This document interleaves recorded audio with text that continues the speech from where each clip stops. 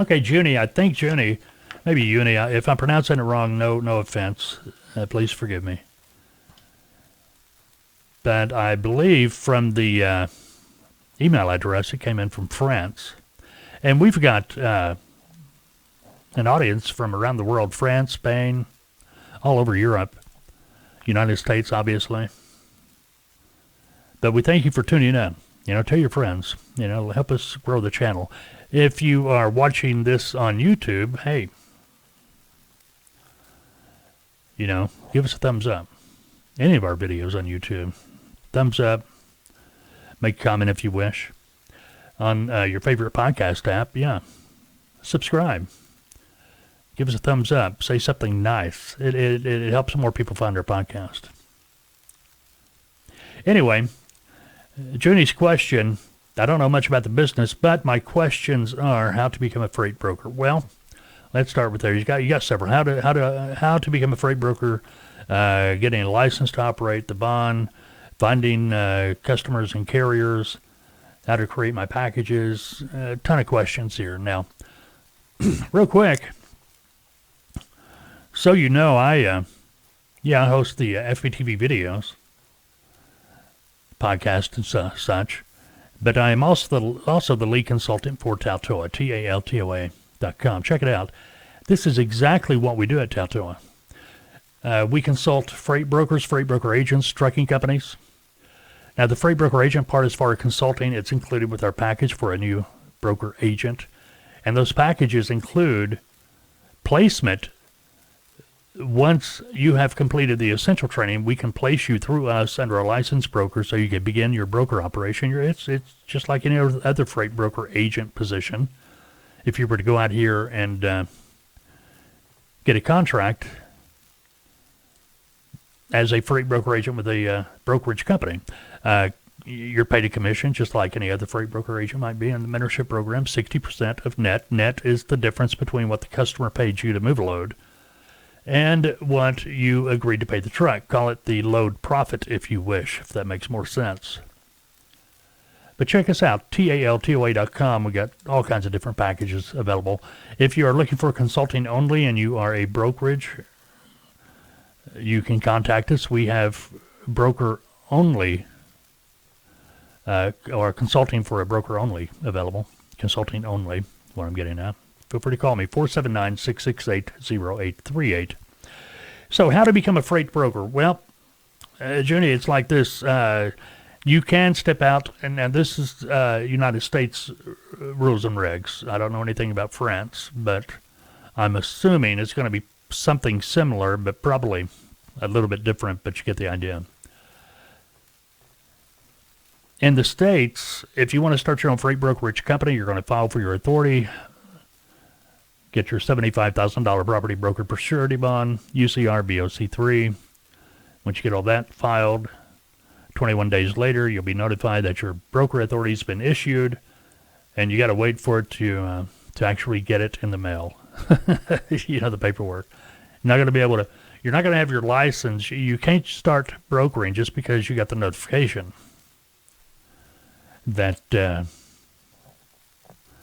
your authority was granted.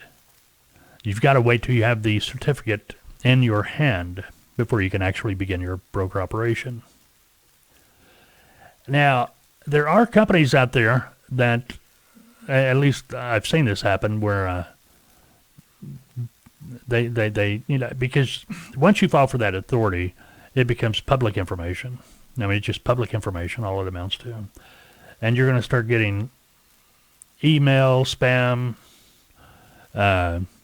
letters to your address, mailing address. I mean, it's all kinds of solicitations. And one came in when we were doing one a while back, and it kind of caught my eye. Hey, for $79, we'll get you the paperwork quicker. Huh? I can wait a few days. Okay, it's not that big of a deal. But anyway, it's up to you. You'll see that. But you've got to get all that paperwork filed, and then you got to go through the process of building the business. Building the business it doesn't happen overnight, especially if you're brand new and have no customers, no carrier following. It takes time. This is why we always recommend to clients start out as a broker agent, because it doesn't matter if you're a freight broker working under your own license or if you are an agent working under somebody else's license. Doesn't matter. If you're brand new, you're going to have to go through that startup period, that period where you are building a customer base, getting loads, figuring out what's going to make you money, what's not, building a carrier following. And that takes time. So start out as an agent. That way you don't have to worry about everything. Because as a new freight broker, yeah, the buck stops with you if you've got your own license. Because as an agent, you can focus on building the business, gaining the experience. And then when you're ready, you got all your ducks in a row. Now you can step out, get your own broker license, start your own brokerage company. And you've got everything put together. You've got the customer base, you've got the carrier following, and everything's just going to fall into place for you. Make sense? Now, getting a license to operate,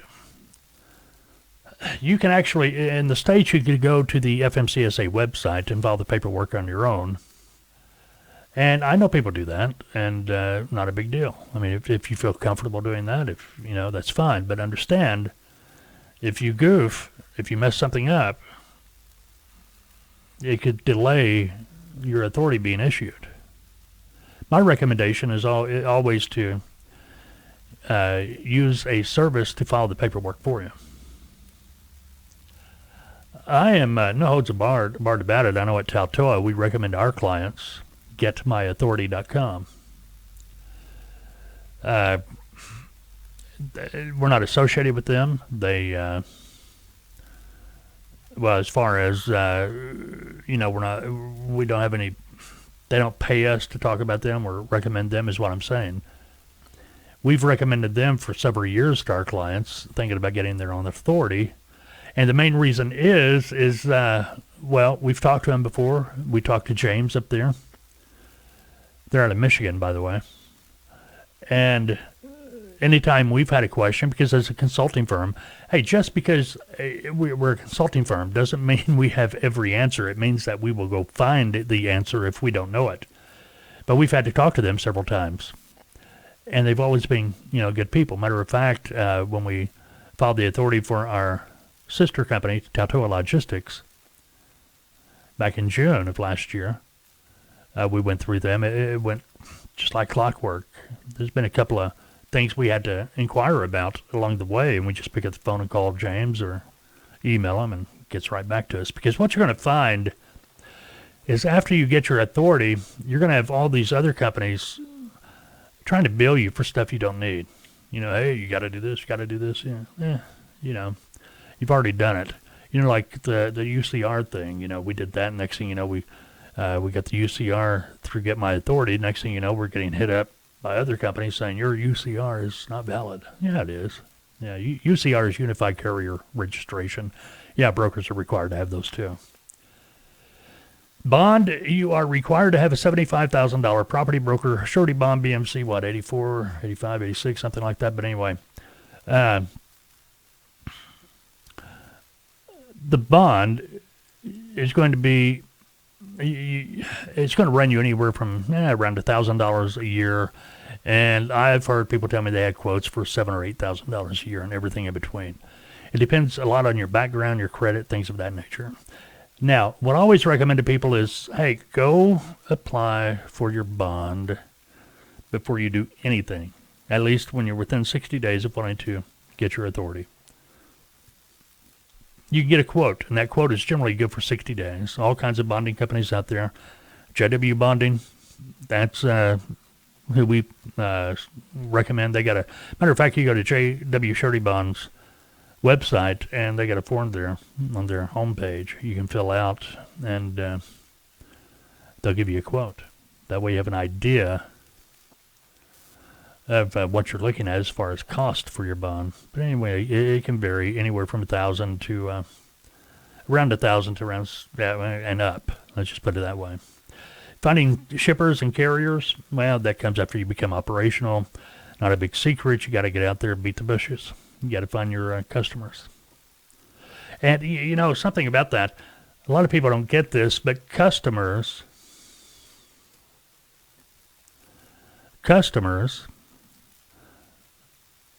They're easy. A lot of people think getting a customer as a broker is the hard part. No, getting a customer is easy. It's the process, the whole process. Once you start getting all the pieces of the puzzle together, everything becomes easy. But getting loads, okay, think of it this way.